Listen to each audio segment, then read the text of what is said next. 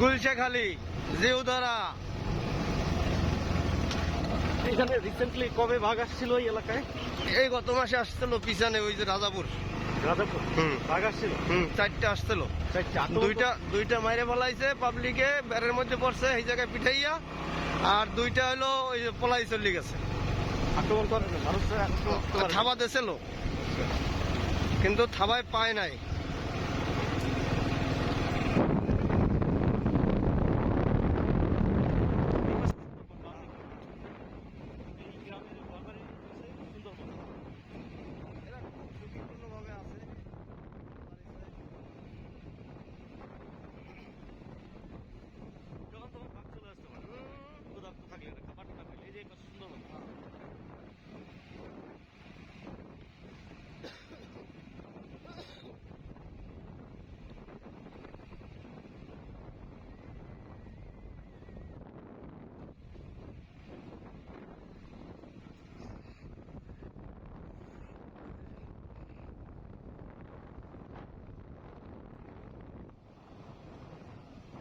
এখানকার মানুষজন তো দিনের বেলা এই জন্য অপ্রয়োজনে ঘর থেকে বের হয় না, না কাজে কামে সারা সহজে কোথাও অপ্রয়োজনে ঘর থেকে তারা বের হয় না, হ্যাঁ, ঘরের মধ্যে থাকে না, বাঘের ভয়ে।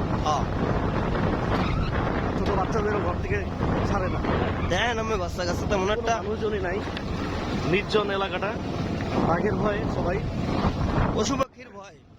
পশু পাখির ভয়ে, যে কোনো বন্য জন্তু তো আসতে পারে। হ্যাঁ। শুকর আছে,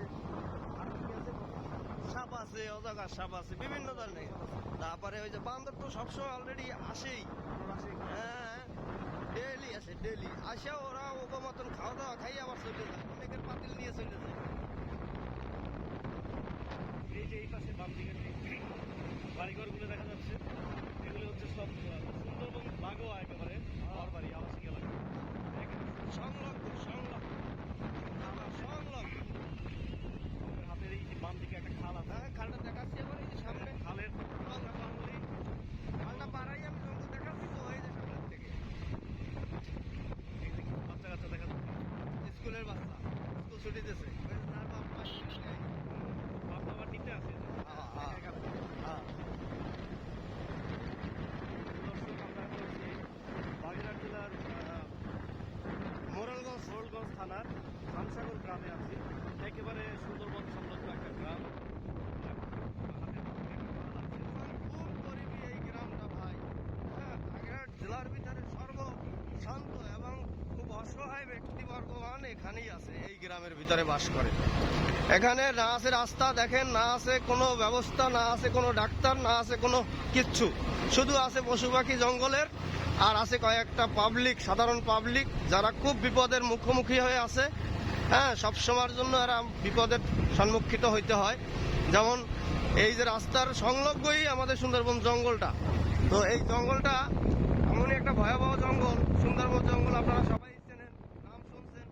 তো মোংলার থেকে মাত্র 10 কিলোমিটার ভিতরে আমরা অবস্থান আছি। এখান থেকে মোংলা 10 কিলোমিটার মাত্র। তো মোংলা সবচেয়ে বড় জঙ্গল শুনছেন, কিন্তু মোংলার থেকে বড় জঙ্গল হলো এই যে জয়মণি, এই দিকটা বৈদ্যমারি, জয়মণি, এই দিকটা হলো কচুয়া, এই দিকটা হলো বড় জঙ্গল। কিন্তু মোংলায় ওই যে হিরন পয়েন্ট হলো বড় আবার।